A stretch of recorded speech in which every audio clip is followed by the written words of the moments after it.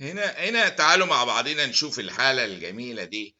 A 18-year-old man shot once in the left chest has a blood pressure of 80 على 50. يعني اتضرب في إصابة في الليفت chest والبلاد بريشر نازل 80 على 50. A heart rate 130 beats per minute. ده واضح فيه يعني real emergency يعني. And distended neck veins. Immediate treatment might include. فهو يعني حاطط مجموعة أمور، ولكن هنا لما نيجي نتخيلها إصابة في الليفت تشيست، فجأة البلاد بريشر بيوطى، النيك فينز ديستندد. يعني دي مش هيموراجيك شوك، لو هيموراجيك شوك النيك فينز مش هتبقى ديستندد كده. فدي حاجة ضغطة فاعصة القلب، عاوزكم تتخيلوها بعد تروما في الشيست، يعني هتكون وفاعصة ببريشر القلب، موطيه البلاد بريشر وفي تاكيكارديا ريفلكسلي، وفي نفس الوقت منع الفينس ريتيرن من البريشر العالي، منعاه فحصل انكريز في الفينس ريتيرن. The most likely possibility هنا بعد تروما is tension pneumothorax. في الحاله دي نيدل ديكمبريشن للليفت تشيست في السكند انتركوستال سبيس هو الحل الامثل. وانا عاجبني في السؤال ده حاجه، انه ما استناش بقى اكس راي وبتاع، لان اللي عنده ممكن يموت في عقبال ما يتعمل له اكس راي. فهو بياخد القرار، هو المفروض بقى لو عاوز يكملها، بس كان يبقى تخشيش يعني جامد لما يقول لك تمبانيك ريزونانس ومفيش ساوندز في الاوسكالتيشن، ولكن على الرئه، ولكن والتراكيه شيفتد وكل ده ممكن، لكن واضح هي تنشن يوموثوركس بعد الضربه. في الحاله دي بتروح فاعصه القلب، عامله هايبوتنشن تاكيكارديا، ومنع الفينس ريتيرن من تنشن العالي، وفاعصه القلب يحصل كونجستد نيك فينز مع تروما. فبندخل في السكند انتركوستال سبيس، الميد كلافيكولار لاين فوق الثيرد ريب على طول. يعني ده يعتبر لسه ده الفيرست سبيس، سكند سبيس، وده اللي الفيرست ريب هنا تحت دي هنا اهوت، وبعد كده السكند، وده الثيرد. فوق الثيرد ريب في الميد كلافيكولار على طول نروح داخلين بالنيدل عشان نعمل ديكمبريشن immediately للتنشن يوموثوركس. مش هنستنى اكس راي، يعني في حاله زي كده مش هنستنى اكس راي، هنتحرك على طول لان دي لايف سيفنج بروسيدور.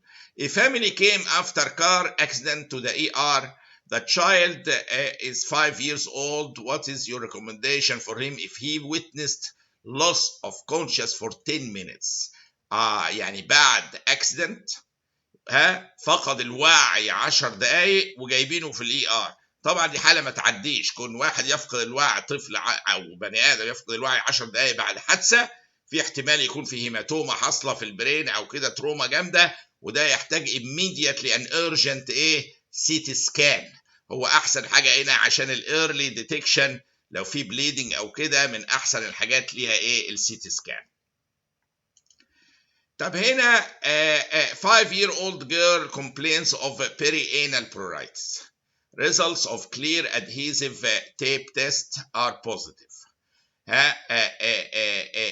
Of the following, the drug of choice for this infection is. يعني the drug of choice for this infection is وخلاص. مين من دول؟ هي طالما perianal pruritus والتست الادهيزيف تيب تيست كان positive، يبقى دي انتروبياس فيرميكولاريس، هي اللي مشهوره قوي بيريانال برورايتس، وعلاجها الرئيسي حاليا اللي هو الميبندازول. ده لازم يتعرف دواء في علاج الانتروبياس فيرميكولاريس اللي بتعمل بيريانال برورايتس، مشهوره في الاطفال، هي اللي هي بتسمى البين وورم. It is one of the most common helminthic infections in the world, with most cases occurring في الأطفال. The female adult worms and ova migrate to the anal area, mostly at the night time, and deposit thousands of eggs في perianal area, causing perianal pruritus بالذات at night. دي من أشهر المنثك ديزيزز في العالم، وعلاجها زي ما قلنا الميبندازول. يعني ده يعني يعتبر من اجمل الاشياء في علاجها وكيوراتيف بدرجه عاليه جدا، الميبندازول في علاج الانتروبياس فيرميكولاريس انفكشن زي الحاله اللي فاتت. هنا عندي 42 years old woman presents with upper bedline mass. في ماس هنا، ده 42 سنه، واحده ست that has been present for over a year. بقى لها أكتر من سنة. يعني إيه، عد بقى براحتنا يعني مش بنتكلم في حاجة emergency، حاجة بقى لها سنة عندها وعقبال ما افتكرت يعني. She has a history of partial gastrectomy for a perforated ulcer. في الحتة دي كان في partial gastrectomy هنا، يعني يقول لك ماس نوت في الحته اللي مكان بارشال جاستريكتومي في نفس المنطقه، يعني في الاغلب احتمال اتجاه هيكون incisional hernia، يعني مكان الفتحه. On examination the mass كانت 5 سنتيمتر في السايز، soft non tender and reducible. خلاص بقى خلصت. reducible mass في مكان الانسيجن اللي معمول في perforated gastric ulcer وبقاله سنه. ده وريديوسبل، ده تيبيكال بتاع انسيجنال هيرنيا دهيت.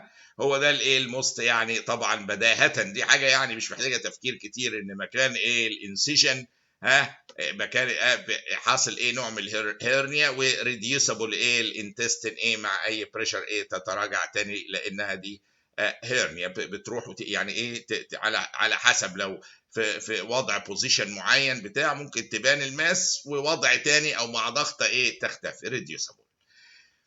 Most common cause of microcytic anemia microcytic hypochromic anemia في most common cause، يعني فوليك ده بيعمل ميجالوبلاستيك، البي 12 ميجالوبلاستيك.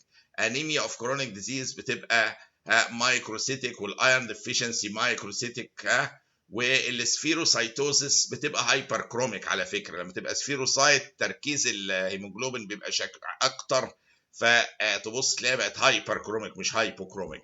فالصراع ما بين ايرون ديفيشنسي وانيميا اوف كرونيك ديز، طبعا ما فيش اشهر من ده. بيتكلم على الموست كومن كوز. ما اعتقدش فيكم يعني كدكاتره واطباء ربنا يبارك فيكم كلكم، يعني اكيد يعني في السنه اللي قضيتوها في الامتياز ولا في النيابه ولا كده شفتوا حالات ايرون ديفيشنسي دي بالهبل، ما فيش اكتر منها في الاطفال وفي البريجنانت ونيوتريشن ومينوراجيا والخ. فاشهر سبب في العالم فعلا المايكروسيتيك هايبوكروميك انيميا هو الايرون ديفيشنسي.